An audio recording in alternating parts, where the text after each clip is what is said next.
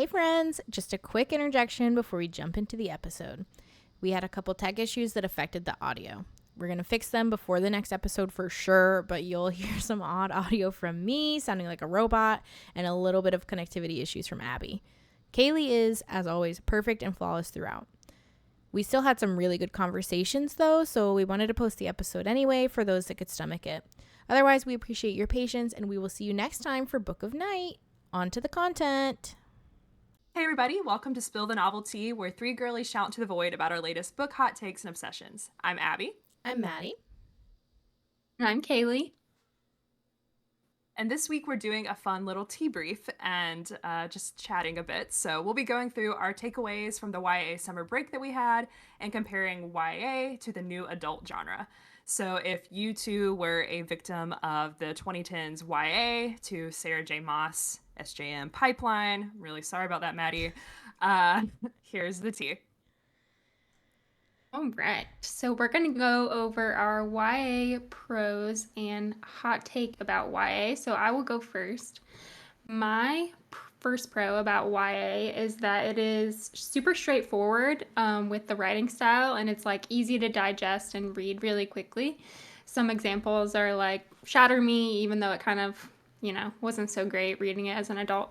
Divergent, The Hunger Games, versus some books we've read recently like Book of Night, which we'll talk about in the next episode, or The Familiar was kind of difficult to, it's like new adult can be kind of like more complex with the writing style and a little bit more interesting. So you might have to like reread a sentence a couple of times to fully like understand what it's trying to say, if that makes sense. Mm-hmm. Mm-hmm.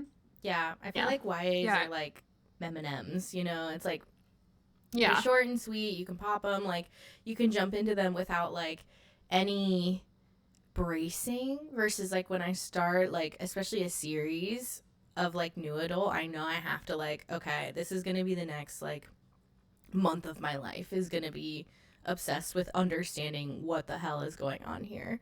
Mm-hmm. And reading like Reddit threads afterwards and like fully getting into it. Dives. And I think too, I would venture to guess that a lot of people listening to this who had a 2010s YA moment probably marathoned a lot of these series, and such a fun like time in life. So I think there's definitely a place for the more fun kind of digestible writing styles, because you get to read about so many great stories. So I think sometimes having that quick little easy to read leads to better reading habits generally, instead of just like picking up something being like, oh, I can't handle this right now, done, and then you don't get back into reading for a while. Not speaking from experience or anything, but you don't get overwhelmed in a YA. YA doesn't really put you in a reading slump unless you're reading as an adult and you're like, this is so bad. You know what I mean? Like literally. Whereas like new adult, sometimes you're reading it and it'll put you in a reading slump because you don't have the energy to just like really put your head into it, Yeah, I don't do all that brain work sometimes. Yeah. Mm-hmm. My second pro is that YA is super fast paced because there's not as much focus on world building, which could also be a con if like you're really into like complex, crazy worlds where like you can like get into the lore of it. But in YA, you just like literally jump right into the story and it's about the main character and you kind of get some world building. But like most often that comes in the later books of the series, kind of like the Hunger Games. Like you learn about the other games in the other books of the series versus like the Hunger Games where you're focused on that game, if that makes sense. I and again, I think that contributes to just the fun of reading, particularly for teenagers and for those of us who are in that moment when there was the big YA boom. Like it's hard to say like if I would have continued to be such a big reader if it weren't for the stories like that just kind of threw me right in. And easier to digest, but that's not always a bad thing. I think that's a good thing, particularly when you're younger and developing reading habits. So I do feel like it's like a good contrast to like, especially in fantasy, like what was popular at the time, because like around the same time I mean, like Lord of the Rings, right, has like dominated kind of like the fantasy genre for a long time, and will still continue to. Like it's a classic for a reason, but like for me, the world building was so intense that like I could never get into it. Like I just don't want to read Yes. about a tree for that many pages, when the tree doesn't actually do anything. And so I feel like YA doing what it did in the 2010s, and like the way it kind of took like that next generation of readers by storm, I feel like it was able to pull in a lot of readers that may not have been readers if it had only been kind of like the more classic lit style of like fantasy, or even just like regular books, you know, because they were so dense and like intellectual. And there was something about this movement that was more just like for fun. And I feel like it did alter the timeline slightly in a good way. So I don't know. I'm always for more people reading, even if it's not stuff that like is necessarily my taste. So I'm down for that. But the Lord of the Rings fans may not be. So sorry to y'all. I love the movie, but books are not. They're way too hard to get into. They're so hard. Yeah. Yeah. And I was just gonna add, I think that was a good point you had too, Kaylee, about how a lot of times the books later in the series will kind of get more complex and stuff, though. Like I think that's a really nice thing, again, particularly that YA boom. Like you'd have a story that you get kind of thrown into, but if you really wanted to follow the story and have more lore and all that, you would get that in a lot of the later books, like the Hunger Games series, Divergent, etc. Like it kind of grows and evolves with those characters, but you don't have to like get thrown into it immediately in that sense. So yeah. Honestly, like Harry Potter is a good example of that too, where it's like each book, because you're growing up with the characters or whatever, it's like each book gets like more complex and more gritty. And it's like, honestly, today, like the last books might be considered new adult, frankly, because they're pretty serious. But I think at least the last two should be. Yeah, they're pretty dark. Very dark. People be dying. People be dying. Harry's in a really, really bad mental spot. Yeah. T. Anyways, T. Sorry, Kaylee. I guess we'll give you you're back good. the mic. Okay, my hot take for YA is that YA storylines often, and I'm just talking about the storylines, not the writing, not the characters, the storylines often hit harder or are more interesting than new adult storylines. Like, you know, example, Red Queen had a really, really good storyline. Or Divergent even has a really good idea. The idea of it is really good. You know what I'm saying? Like, I can't think of a new adult example that, like, where the storyline wasn't good, but sometimes they just feel, like, unoriginal.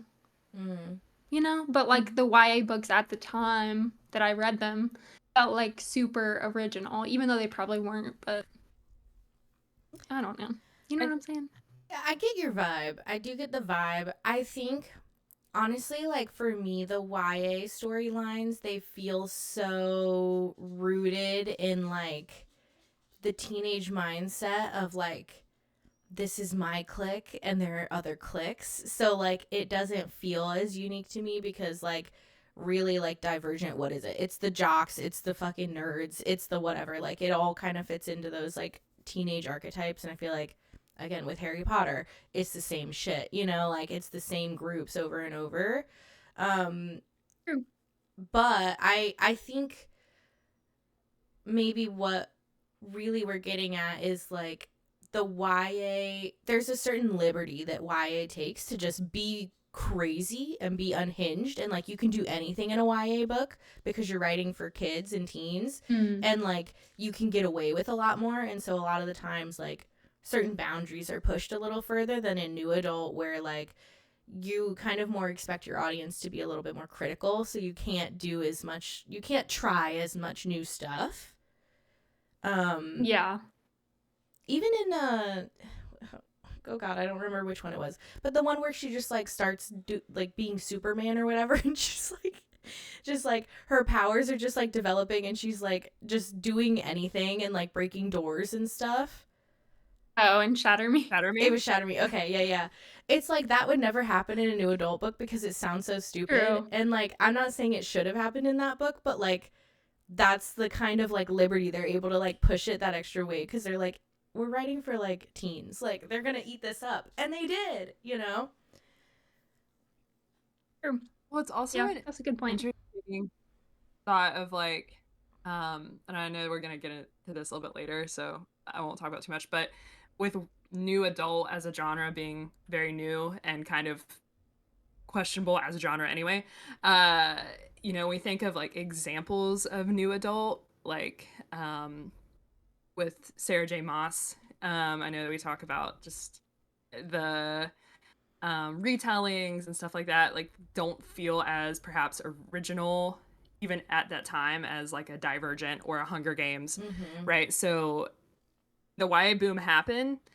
I feel like those big hitters did feel very original, and obviously people then wanted to replicate it. But there was some degree of like originality in the plot, like what you're saying, Kaylee, that I don't know if I see in the big new adult books, but that's also because new adult is kind of emerging as a genre, right? So the examples I point to aren't the most like original. I don't know.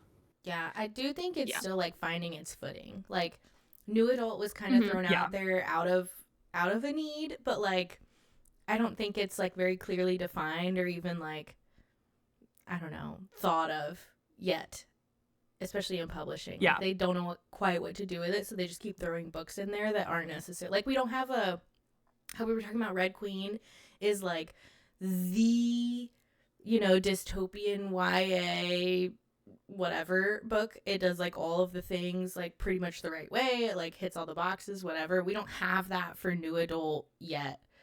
And I don't know how long it'll take us to get there because we just don't have like the body of work. Like exactly what you're talking about. Like we need someone in 10 years, someone will come along, they'll have read all the books that we read and they'll do it the perfect way, and then we'll have that. This is new adult fantasy. What is the new adult canon? Yeah. I need to know what the new adult canon is. We don't have it yet, so. Yeah. It's like, okay. Who wants to go next? I'll go next. Okay, so I just don't. I left this summer of YA, feeling a little differently, I think, about YA than y'all did. So I only had one pro because I realized it's not for me, and like that's okay. It's just not enough food. My pro is that it is super digestible, pretty much exactly what you talked about, Kaylee. And then I also noted like the 3 specific books that we read are like a really good example of this, and they kind of start with like Shatter Me, that is like, it's food, you know, it's food, it's fast food, like you got it, whatever. And then you have like Red Queen, which is like perfectly in the middle, it's like the best of all the things. And then you have Six of Crows, which is a great book, but like it's too much for YA almost, like it's too complicated. It's like the characters are limited because they're 16 like type thing. So I think our spread is like a really good example of like digestible to non-digestible, and then like that perfect middle. But yeah, I think they're easy to get into, all the stuff we talked about before. Instead of a second pro, I wrote a con. What? So my thing is they're super predictable. Like I just am like rarely surprised by a YA. And I was surprised by Red Queen, but not because I didn't see like the twists coming necessarily, but because I didn't think that they would have the balls to do the twists the way that they did. And I don't think I give some credit for that, but it's not the same as being genuinely surprised by a book. And so they're written for like the younger audiences. I think a lot of them are meant to be kind of like lessons, and you're supposed to like learn about morality and decisions and tough choices and that kind of thing, which is all valuable, but like they end up following like very similar structures and similar discussions on those things. So once you've read one, you've read a lot of them. Not all, but a lot of them. Yeah. And that's something I was going to get into a little bit too about particularly the dystopian ones. I think, yeah, it is both a con and a pro again for like back in the moment, because I do think it made discussions of, societal things, morality, like you said, but particularly like social discussions, I think, where obviously for now as adults, it's very much oversimplified and prepackaged and duplicated. But at the time, I think it actually made a lot of those discussions very accessible and just kind of got the gears turning in a way that I wasn't going to get the gears turning by consuming other media and like reading certain classics and stuff. Like maybe I would, but it was interesting and more relatable at that time. So yeah. But now a con. Yeah. Now a con. Makes sense. Yeah. I don't disagree with you. Like I think you're right. I do think like even though I don't know, it's been a long time since I've talked to a teenager. So like disclaimer for that, but like I do feel like some of the discussions that I hear real young adults having, like, 18 to 24, 23 probably, like that little range, I feel like a lot of that, I'm like, I don't need you to understand good and evil. I need you to understand nuance. And that might be like my biggest sticking point with YA, because I feel like there's not a lot of nuance, because it is so like, this is the right thing to do. You always have to choose the right thing. Like everyone needs to do this way. And like we have these like characters that are so moral and they always choose the right thing and they always do this, blah, blah, blah, blah, blah, blah, blah. And I think there is still room to have like nuance in YA without it being like super gritty like it is in new adult. So I feel like the lessons are like they're good lessons, but they're oversimplified to some degree that I'm like, honestly, I think it would be good for people to experience more nuance before they turn 25 and they're foisted into the new adult genre. Like I think it's okay for us to not have like every character be like on this moral high ground. That feels more like that should be like from like 10 to I don't know 14 or 15 you have like super moral, and like then you can grades. Start building in like, I don't know, people have different motivations. Not every day you might not choose the good choice. You might choose the good choice 90% of the time, but then 10% of the time you don't, and you have to deal with consequences. I don't know, whatever. Sorry, it's a soapbox, but like you're right. The characters are so much simpler in YA. Like they're always either moral or immoral. There's no like in between. Everything's simpler in YA. So yeah, I do like that. Kind of tying that in with again one of the strong suits of YA, I think, is the ability to grow with a character in a series, and so I think that's definitely true. But kind of getting back, we were talking about earlier, like later in series, I think, if you look at your Katniss and like her killing Coin or some of like Harry's choices in Harry Potter that were like a little questionable, you get some of that behavior, but it does take a lot more time to grow with the characters. Sometimes that's intentional, which is really cool, and then sometimes, to your point, there's like the nuance is not brought in at any point for any reason. So I think it just depends on how they write that character's like growth, and a lot of them don't have that, but if they do, nice. And some of the good ones do, but no. And I love that you brought up Hunger Games, and this is the last thing, and then I'll get off the soapbox, I promise.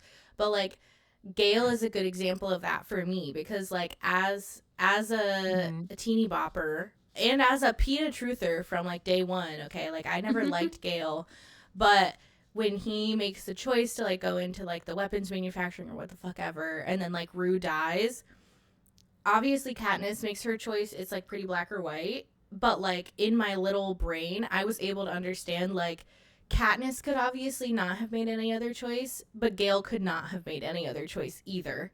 And they are not compatible for that reason. But, like, I know some people do see Gale as the villain, but, like, I did not. Like, it was enough nuance for me that, like, it slightly developed my prefrontal cortex, like it developed a critical thinking bar for me, because I was like, I see, like, this is a tough situation. Like, I understand some things went into this. And so, like, that's the kind of stuff that I would like to see more from, like, other pieces of YA.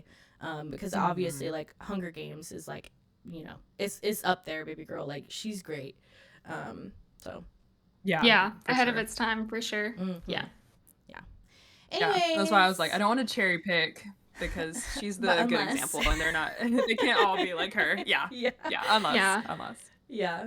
So, anyways, my hot take, it's pretty similar to that, honestly, but I just feel like the characters tend to be wildly simple and underdeveloped, and for that reason, even though the plots, like, are a little kookier, I just care about them less because I'm less invested in the characters, and so, like, your plot isn't going to hit for me if your characters don't hit for me. And that's because I'm a character-driven girly, and I know a lot of people are not, so that's chill. But, like, for me, if I don't like your main character and she's stupid, I hope she dies. Frankly, I hope she does fall off the cliff that you have her hanging off of, okay? Like, she deserves to perish. Fair enough. Damn.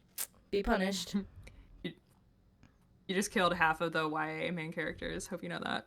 And you know what? Maybe they should die. Not doing. Maybe they should. Maybe they should die. Shout out Maybe they shouldn't get rescued. Shout out to Veronica Roth for killing off. I knew you were about to her spoil main it. character. I knew you were about to say that and spoil Insurgent or whatever it's called. If I'm spoiling it, y'all gotta catch up.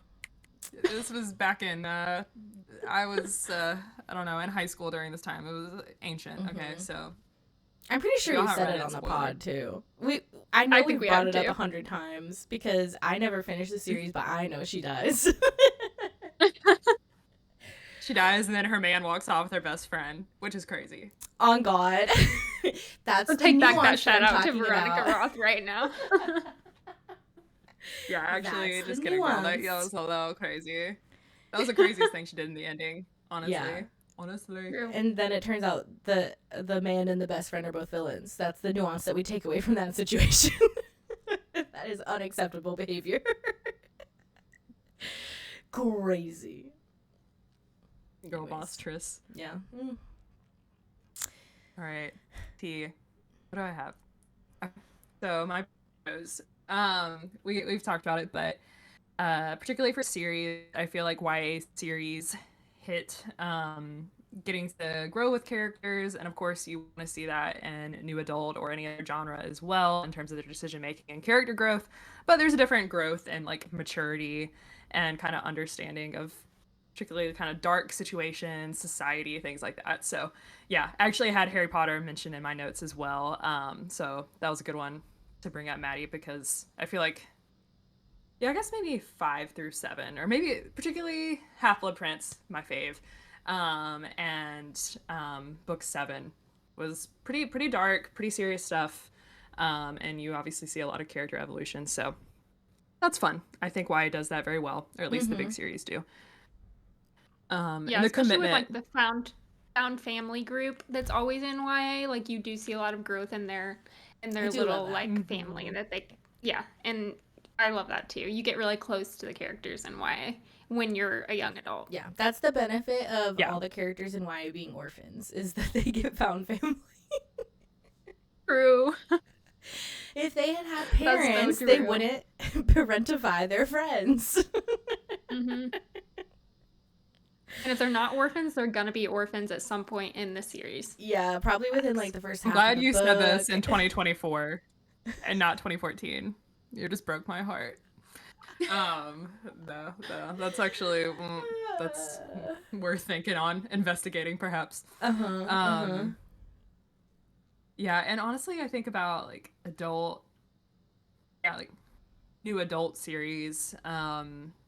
And part of it's the longevity of something like Harry Potter. You don't get 7 books most of the time, but even young or new adult series that are longer, like there's not that same kind of like nostalgic connection, you know, as their characters are growing. You're just like, oh yeah, good for them. They're learning how to do X, Y, Z, whatever. They're learning that such and such person is bad for them, but you don't have the same like nostalgic connection to them, which makes sense. But so, and then my other one was that I feel like especially in dystopian, again, we kind of talked about this, but especially in dystopian, I think that there is a good, if oversimplified, kind of discussion of society, morality. I feel like it was a meme about all the like capitalized words, you know, the establishment, the the society. We live in a society. But yeah, as a 13, I don't know, through 16-year-old, whatever, I don't know what the age range is there. I feel like that hit, that made me think about things, made me consider life a bit. Um, I feel like they do digestible classism really well. Like there are good discussions on They do. classism specifically. Yeah, you're so right. That's a good point. Yeah. So, like, I feel like there's certain whys that still kind of sit with me, again, in a way that I think of the limited new adults that we do have. I'm like, I don't know that those kind of messages resonate. Not that they have to, but yeah, maybe you're right. Maybe like, again, Hunger Games, right? Developed my prefrontal cortex in many ways, like especially on classism. Like it really drives that point home. But like, has my prefrontal cortex been developed by any NAs? I mean, I know it's like developed, but like science girlies exit the chat. Like, have I changed because of a new adult? I don't know. I've gotten new loves, but I don't know if I've changed. And then like someone insert a clip of me being like, this book changed my life on the podcast that I've just like forgotten because I can't remember anything. But it's a valid point, Abby. It's a valid point. That's a good point. But I will say one argument that I have against, well, sort of argument. It's kind of related. Argue, I was Kaylee, thinking about this earlier. I was thinking about this earlier. Is that okay? When I think about Red Queen, which we literally just read like 3 weeks ago, I cannot tell you what happened in that book. But then when I think about like the Crowns of Nyaxia books, all 3 of them, I can tell you plot line to plot line exactly what happens in those books. YA does not stay in my brain, except for Hunger Games, which we've already discussed. We should just never bring up Hunger Games again because it does not fit the mold. It does not fit in the YA mold. But they just don't stick in my brain. But the new adult books, the good ones that we've read, like I can tell you what happened in those books. You know what I mean? Like they stay in my brain. So I don't know. I don't know what that means. But I don't know. Hunger Games is that girl. We won't bring her up anymore. But maybe I'll get roasted for this one and I deserve it. But Divergent did stick with me. I agree it's clicks, but it did have some other. Is that because of the movie? Is that because you've seen a movie of it? Probably not. Shout out to the movie. That movie kind of sucked. You're so right. I love that Triss's scream from the movie is getting memified too. That they just use the same audio of the same scream throughout. Yeah, the run. The way she runs. But I love Shailene Woodley. This is not on Shailene, okay? It's not her fault. I wonder if that scream is a TikTok audio. It has to be. Wait, I haven't seen that. Instagram, stay posted, or TikTok. I will try to find the scream. I cannot. It's literally like the most lifeless, like and then they just like put it over a bunch of scenes. Like she recorded it once, and they were like, yeah, every time she jumps, it's Me when I jump off a 10-story building. That's hilarious. For my very first challenge. Okay, so it did stick with me. Also, side note, the soundtrack did eat though. Much like I should have said that for a YA plus movie soundtracks. Okay, that's Divergent 8, or whatever. Twilight 8. Yeah, Twilight soundtrack 8. Changed pop culture forever. Yeah, you're so right. The entire thing. Any homestove. There are ones that stick to me. Do y'all ever read Uglies? Did. Probably not. I will not be rereading it for any reason before the show comes out, and I will not be watching the show. I think I DNF'd it back when I didn't DNF anything. I DNF'd it too. It was not a good book. I'm sorry. It was. I just wanted to bring that up because it just came back to my memory. But what if Abby was gonna say like this was my favorite book, and then me and Maddie were like, she's like, this book stuck with me. I know. Please taught me what it meant to be beautiful on the inside. Yeah, I don't know. I think it was maybe like too close to home for me as like growing up ugly. I was like, ew, I don't like this. Yeah, no. honestly, that's probably Me why and my I also braces didn't and bad skin and bad hair. Yeah, that's why I DNF'd the Divergent series, because I was like, oh, I'm so erudite, because this was in my I'm so Ravenclaw era as well. I'm so erudite, and then they ended up being the villains, and I was like, yuck you. I don't want to participate in this anymore. I'm not having fun. But then the boring people were the super moral ones. Yeah. L's all around, honestly. L's all around. Okay. And therefore, my hot take, which makes sense, I don't know what the new Y is, so this is still just based off of when I was ancient back in 2010s, whatever. The genre needs to break out of its shell. The formula worked, and I get why publishers sold it. I get why. Okay, the money was coming in, the check was clearing, but it's got to evolve, and maybe it has, because once again, I'm a dinosaur now on YA terms, so I don't know. Formula. Let us know. Has it? Yeah. Okay, that's my thoughts on YA. That's it. I like it. Okay, now new adult. So if you two are a new adult like us, here we are. Here you are. New adults. Every day I feel like a new adult. I do too. Honestly, I'll be like 45 and I'll be like, I'm a new adult. I'm a new adult. I'm the adult junior. Yeah. I'm a baby adult. Okay, anyway, my pros. First one, we already kind of talked about this, but new adult has realistic stakes that are usually higher than YA, excluding Hunger Games, like we've said a million times. For example, Fourth Wing has, we've already talked about that in our episode, like has really high stakes, versus like Shatter Me, where people are injured but intentionally not killed. They're shot to like injure them in their leg, but they're not killed. You know what I'm saying? Like, yeah. That's that.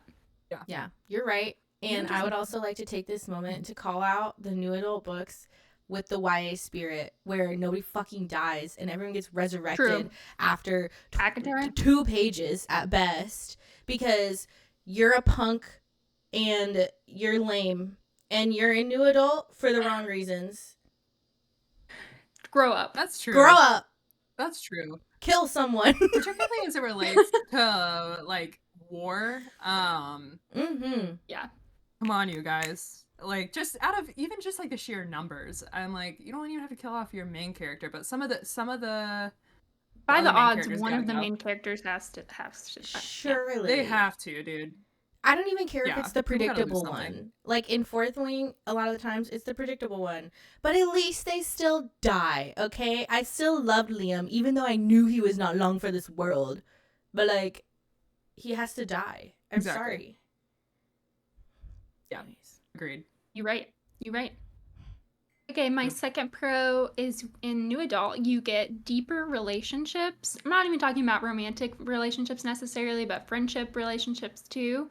They just have more growth and development compared to like the insta love that we get with young adult most of the time. You know what I mean? Like Crowns and Nyaxia books, their relationships evolve over time versus like Twilight.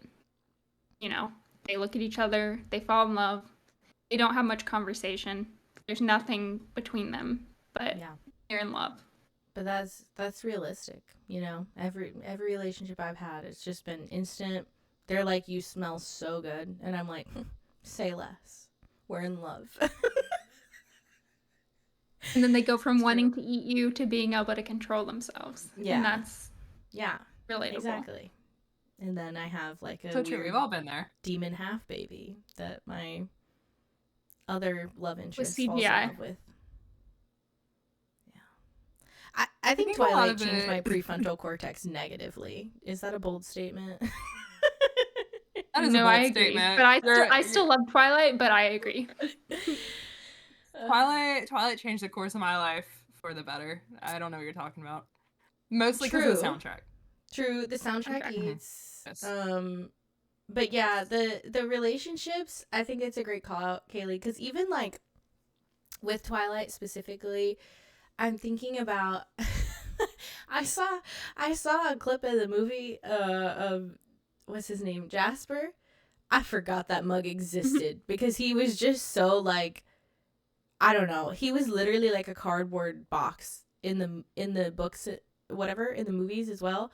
Like, and yeah, well, like they just didn't give him space. All the space was taken up by Edward in that book. Like, and I'm saying like I want more. I want more of them. Like, and we get, what's her name? I don't know, the hot one. We end up getting Rosalie, her. Alex? Yeah, we end up getting her backstory, and like she gets developed a little bit, but like that's really it. Like it's like one little scene that's like, oh, she has depth, and then it's just like, okay, but like nothing meaningful really ever happens between her and Bella. I'm probably forgetting something, and someone's gonna clock me, but like I needed it would have been good to have more moments where they have like a special relationship, and I feel like that's what we get with like stuff in like Crowns of Nyaxia, where she has like better relationships at least with the side characters and like a little bit more depth. Like there's side plots cooking, you know? Yeah. Yeah. Well, I get what and you're saying. I think the focus is reasonably just really different with new adult, where like the context can be similar, where maybe it's war, right, or war adjacent things. So like Divergent, you have to pick a faction, so you have to do training, you have to do all this kind of stuff. Crowns and Nyaxia, they're going into this competition. Like there actually is some similar context, but the focus is just just there as adults. They're like, you know what, the romance is secondary, which, hey, you know, if I was training to be dauntless, I wouldn't mind a hot dude to look at, you know? Like, my priorities probably would not be there. I would have died in the first trial, but if I made it that far, yeah, as we established.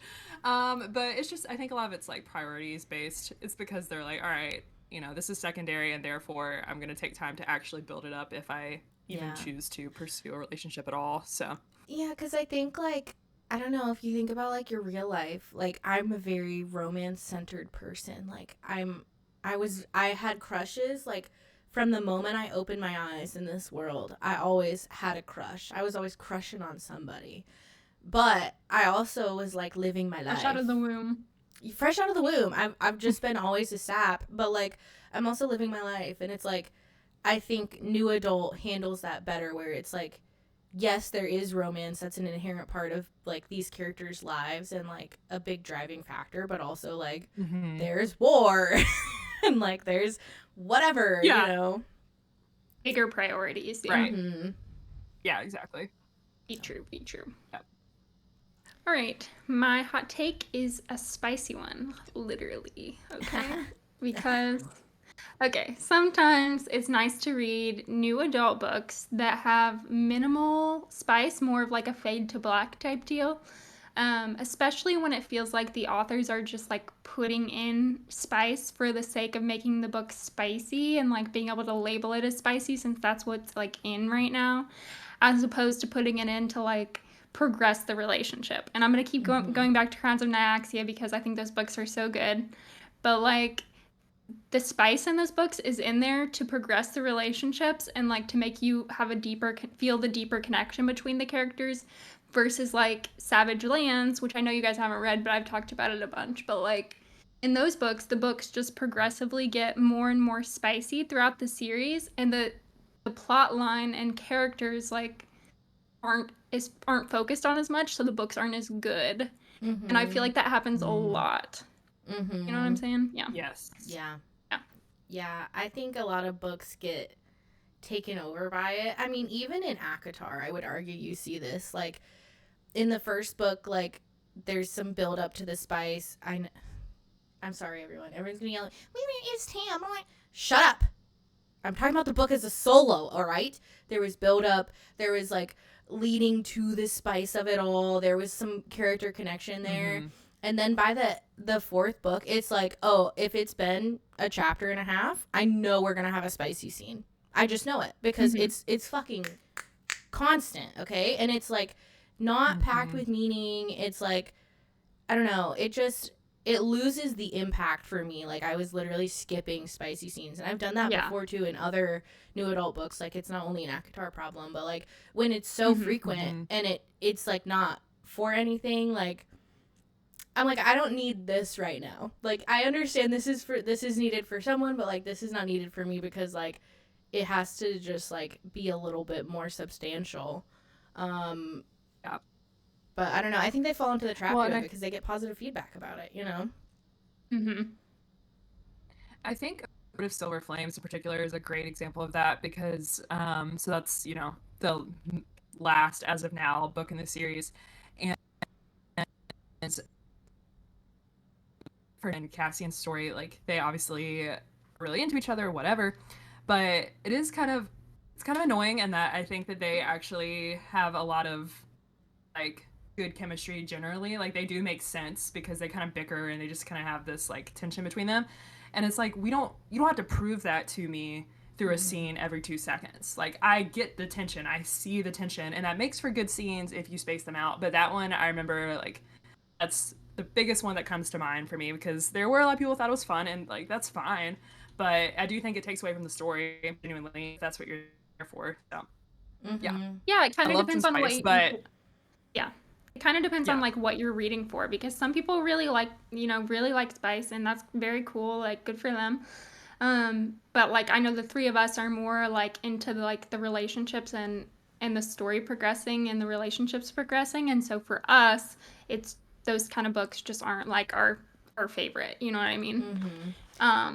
Which is okay. Like, everybody has different tastes, and you know. Yeah, and I think this honestly comes back to like a publishing issue almost, because like a lot of people have the perception that like the spicy books are like a new thing, and like, oh my god, women are unhinged and like reading smut for the first time. It's like unequivocally untrue.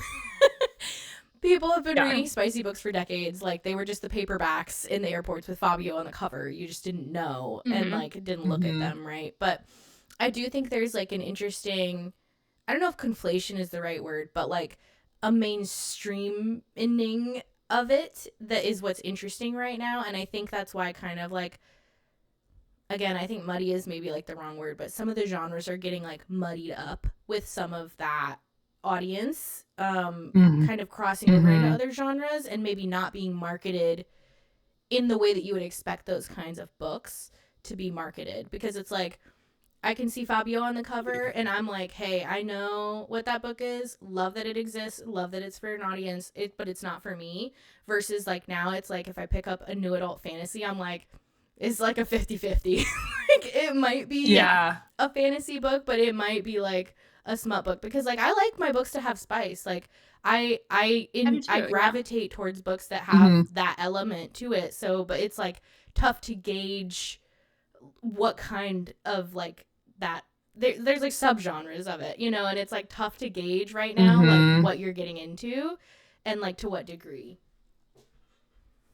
So. Well, and ultimately the question of, does it add or detract from the actual story, the actual characters and their dynamic? And when it goes too crazy, I think it takes away from the rest of the build-up. It takes away from all the tension that you've created, because then it's just kind of like cop out. It's like, okay, cool, like, yeah, they're obviously into that, but what about all the rest of the character dynamic? Like, we've lost it. We've lost the plot, quite literally. So literally, I think you're right. Literally, I think you're right in saying it's a marketing issue. But Slay Katie. All about the balance. Yeah. Steve. All right. Next. Okay, I can go. Mine are pretty easy peasy. So the pros for me is there's a lot more deeper conversations about morality that I feel like are more relevant to real life, kind of what we talked about before, where it's like no one actually is 100% good or 100% bad. Like, people are making the best decisions that they can at the time, and I feel like we see that a lot more. There's a lot more allowance in new adult. And granted, that's because a lot of the times we're falling in love with the villain sort of a thing. So like we're a little bit more forgiving because that's how we're being led in the book. But I still like it. I like that there's more nuance. And then really I just had like a +1 on the stakes. Like, if I'm reading a book that's like about war and like whatever, there has to be stakes. Otherwise, like, who cares? I just don't care. Mm-hmm. Yeah, and that's how ACOTAR started to get for me. Like, we already kind of talked about it, but, you know, it's just like when something bad happens, I won't spoil any of ACOTAR because I know it's still, like, very popular, but, like, when something bad happens or someone dies, like, you almost know they're coming back to life, so you don't get upset over it. You're just like, okay, whatever. And, yeah, stakes have to be there, 100%.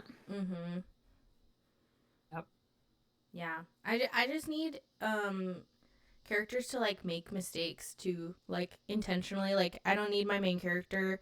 I want them to be clever, but, like, I like when a book, like, they clever themselves into a corner. It's like they do everything right, but they come to the wrong conclusion, and then they have to get punished for, like, that thing. And, like, someone has to die or get hurt, or they have to lose something that's important. You know, like, nobody should be perfect in a book because, like, that's just a cardboard character that's just there for no reason. So yeah. Okay, and then my hot take, I think the creation of the new adult genre in general is honestly a little unnecessary, and not because I think it was created from people writing the kind of, like, dystopian fantasy whatever YAs that were popular, and then adding those, like, older adult concepts into them. But, like, it should just be adult fantasy. But I think the, like, adult fantasy people were like, you can't sit with us, like, these books are a little girly pop. And I think this is, like, a bigger part of the conversation too, where it's like you have literature sections and then women's literature, you know, where it's like, these books have romance in them, so they're actually not, like, they can't sit at the same table as, like, adult fantasy, but also they're a little too spicy for young adults. So I guess we'll just, like, give you guys a whole new genre that, like, no one respects or defines. I don't know. And, like, the same too as, like, gaming, cozy gaming, which cozy gaming is fun if we're using that as a word, but when people are like, oh, that's not gaming, real gaming. like, yeah. Yes, women like it, so we have to define it differently because ew. It's obviously watered down. Yeah, exactly. Well, and it's tough too because I want to say it was coined by one of the publishers, and so I'm sure it was it's like chicken or egg. Like, I don't really know which came first, like some of the new emerging new adult titles, or the name of the genre and they were trying to fit that mold, or if it kind of was picked up upon and used to then market. Like, it's interesting if it is used to kind of, like, serve us as an audience and helping us identify things that we would have liked from being, like, a YA audience at one point, or if, like what you said, Maddie, which I feel like it's probably a little bit of both, if it's a way to kind of pigeonhole, separate from the more, like, high fantasy stuff, right? So that's a good point, because I always thought of it as, like, marketing, but also kind of weird that we can't just throw it all in fantasy and then you read the back of the book and decide if you want to pick it up or not. Like, it's not that hard. So I agree and disagree though. Like, I agree about obviously having, like, women's fantasy separate from, like, regular fantasy and that sort of thing. Like, I agree that that's totally ridiculous. But as far as, like, new adult versus adult, I like having a new adult genre because, like, as a new adult, I really don't want to read about, like, 45, 50-year-olds, you know what I mean? So I don't want to, like, have to pick up the book to, like, read it and figure out how old they are and then be like, I don't really relate to this, you know what I mean? Like, I kind of like that when you read new adult, like, a lot of them don't have kids yet, which is, like, the position I'm in life, where they, like, aren't married yet, that sort of thing. So it's a little bit more relatable for us, you know what I mean? Like, so I see it both ways, I guess is what I'm getting at. I think that's fair, because also, like, I enjoy that in new adult we, like, mostly dodge, like, the pregnancy trope and, like, that kind of thing. And a lot of the times we also dodge, like, the marriage thing, unless it's like my family sold me to One Direction and I have to marry Harry Styles to pay off my mom's debts type of thing. But, like, for the most part, yeah, I think that's a fair call out. It's like, because I don't want to read that, and I guess it comes back to, like, again, it's like, I see Fabio on the cover, I know what I'm getting, but, like, if it was all lumped into, like, adult fantasy, it's like, I don't know what kind of like world I'm getting into, because when I reach for Crowns of Nyaxia, and if I were to get something that was more, you know, Game of Thrones with like those themes and whatever, I like Game of Thrones, but like I have to go into it knowing like what I'm about to consume. And there's like a certain safety net in new adult where it's like, I know, I guess like the kind of conversations we're gonna have typically, and that's like something I'm like more mentally braced for than like Game of Thrones. I have to be like in a different healthy headspace to like go there, you know? Yeah. No, the age thing is a really good point, because I think that is something that, like we were talking about earlier in the episode, might become more clearly defined as the new adult genre gets that kind of like checklist, like we were talking about, Maddie, of, you know, here's the quintessential new adult, and like here's the different boxes that it checks.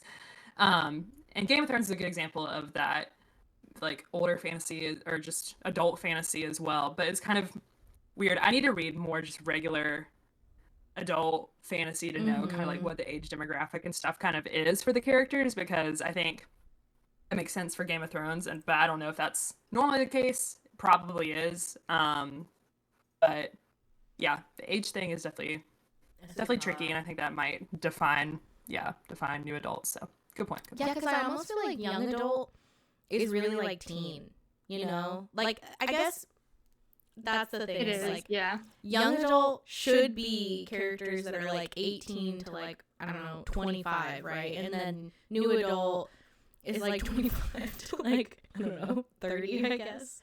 These don't make sense, don't quote me on this. But like, you pick up a young adult book and they're all fucking like 16. And I'm like, you're not really a young adult. Like, let's be FFR for reals. I know you feel that way.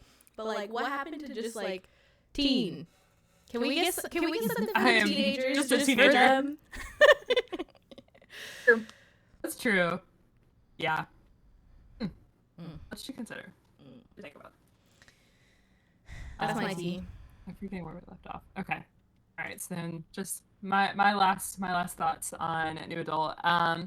My first pro. Again, we kind of talked about this. Main characters, understandably, tend to be more fully formed, and they make mistakes. They're conflicted.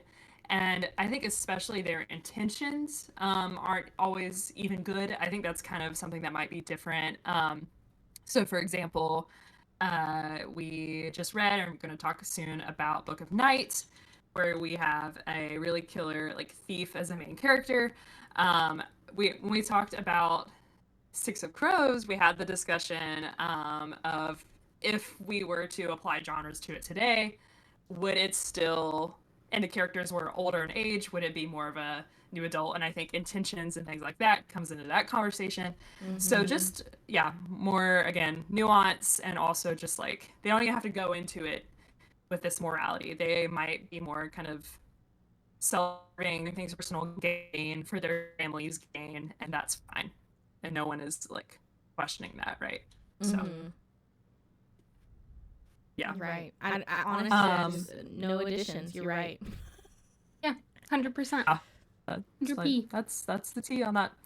And then I also thought about stakes, particularly in things like battle. And stakes applies in many different ways, but when more political things are on the line, more deaths, gorier scenes, which that makes sense that you can't get away with that in young adult. And I think that that's an example of something that has a place in new adult and adult fiction, but it is something that I enjoy reading in new adult and adult fantasy. So I feel like a good gauge for that too is like, even if you don't want to kill a character, it's like a lot of these have a torture scene, and it's like I can learn a lot about like your genre and the way you're gonna write your book by how you write your torture scene, and like whether it's like a soft, fluffy, they locked me up and I'm so thirsty, and then now I've escaped type of torture scene, or whether it's like a torture scene. Like in Fourth Wing, frankly, I was suffering with her while she was like in that torture scenario and like being haunted by memories and like generally unwell, and like there's been other ones that have been really good, but it's like I think that's like a good gauge. If you had to take out one thing, it's like the torture scenes are what I notice the most, maybe, of like, oh, you don't have the stones to actually do a torture scene. Why are you doing this? Like, what is yeah. They should definitely be hard to read, but I would say like an example of too hard to read would be like Outlander, which I doubt you guys have read Outlander, but like that one goes too hard with the torture scene. You just have to. I'm not gonna explain it because it's brutal, but it goes too hard. No, that's a criticism for a lot of people. Is like that was too much, too dark. So you got to find a good happy medium, but it should be difficult to digest at some point. That's like the spectrum. I feel it's like young adult, new adult, and then like adult fantasy. Because like Game of Thrones has so many scenes that like I'm haunted by, and like frankly I wish I had never consumed. Yeah. And that sounds like what the Outlander thing is like, and I'm like that's what changes it for me to be like, okay, this is no longer like cozy in any way. Not that torture scenes should be crazy, but like we fully entered. Shouldn't live in your head. Yeah. I should not be actively tortured. Like I should just be like, oh, exactly. I'm so tortured. Oh, that was difficult, like, and then you kind of move on. Yeah.